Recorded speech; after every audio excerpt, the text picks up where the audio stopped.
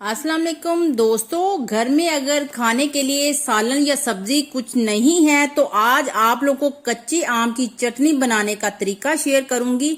आप एक की बजाय 3 रोटियां खाएंगे। आज आपको ऐसा तरीका बताऊंगी, इस चटनी को 1 हफ्ता फ्रिज के अंदर रखकर इस्तेमाल कर सकते हैं।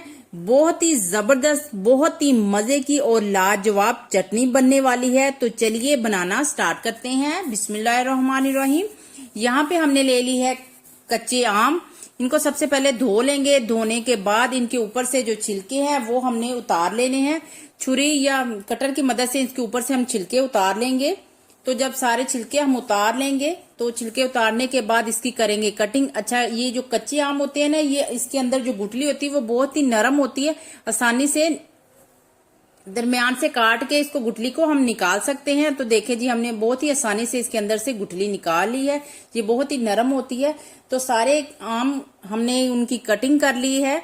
तो चलते हैं हम कुकिंग की तरफ। तो चले जी, यहाँ पे 1 अदद पैन लेंगे, उसमें शामिल करेंगे सरसों का ऑयल 2 से 3 टेबलस्पून।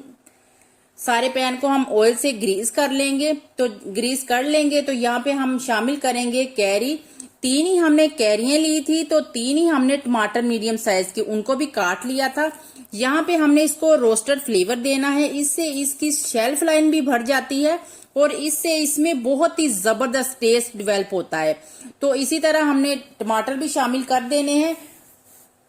तो चले, जिसी तरह जब टमाटर शामिल करने के बाद साथ ही में हम यहाँ पे शामिल करेंगे लहसुन। 1 मुट्ठी भर हमने लहसुन ले लेना है। अगर तो आप लोगों के पास देसी लहसुन है तो बहुत अच्छी बात है, नहीं तो फिर आप लोगों के पास जो भी लहसुन है हम शामिल कर सकते हैं। इनको कवर कर देंगे 5 से 7 मिनट के लिए, लो टू मीडियम आंच पर हम रख देंगे। तो चले जी, 5 मिनट के बाद कवर हटाएंगे और देखें जी, बहुत अच्छे से कैरी और जो टमाटर है वो सॉफ्ट और नरम हो गया है। सॉफ्ट टमाटर होने की वजह से आसानी से ऊपर से छिलके हम रिमूव कर सकेंगे। तो देखें जी, माशाल्लाह बहुत ही जबरदस्त नरम और सॉफ्ट हो गए हैं। इसी तरह हम इनके छिलके रिमूव कर लेंगे। तो याद रहे, हमने इनमें पानी शामिल नहीं करना। जो कैरी के अंदर और टमाटर के अंदर पानी अपना ही होता है, वही टमाटर से ये सारी चीजें थोड़ी सी सॉफ्ट हो जाती हैं। अगर इस पॉइंट पे आप लोग को पानी ज्यादा लग रहा है तो आप थोड़ा सा फ्लेम हाई करके ये वाला पानी ड्राई कर सकते हैं। तो चले जी, इन सारी चीजों को हम शामिल करेंगे। साथ ही में 1/2 टीस्पून सफेद नमक, 1/2 टीस्पून काला नमक, 1/2 टीस्पून लाल मिर्च का पाउडर शामिल करेंगे। बारीक कटी हुई सब्ज धनिया शामिल करेंगे। और साथ ही में यहाँ पे चॉप प्याज 1 अदद मीडियम साइज का हमने ले लिया है, उनको भी रफली चॉप कर लिया था। तो ये सारी चीजें हमने इनको चॉप करना है। चॉपर में भी कर सकते हैं या सिलवट्टे में भी इसको पीस सकते हैं। यहाँ पे मेरे पास स्मॉल चॉपर है, उसमें शामिल करके इन सारी चीजों को चॉप कर लेंगे। तो अगर आप ये वाला काम सिलवट्टे पे पीसना चाहते हैं तो सिलवट्टे में ये वाला भी काम आसानी से हो जाता है।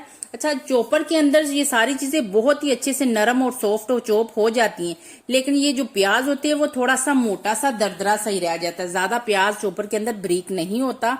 तो आप लोगों को इस तरह नजर आ रहा होगा। तो सारी चटनी हमने चॉप कर ली है। अब इसके लिए हम एक तड़का तैयार करेंगे। इसी तरह भी इसको सर्व कर सकते हैं, लेकिन जबरदस्त से फ्लेवर के लिए हम इसके लिए तड़का तैयार करेंगे। 2 से 3 टेबलस्पून सरसों का ऑयल लेंगे और 1/2 टीस्पून सफेद जीरा शामिल करेंगे। इसको कड़कड़ा लेंगे।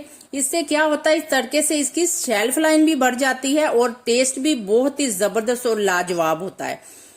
तो चले जी, इसी तरह इनको करेंगे मिक्स। तो देखे जी, माशाल्लाह बहुत ही जबरदस्त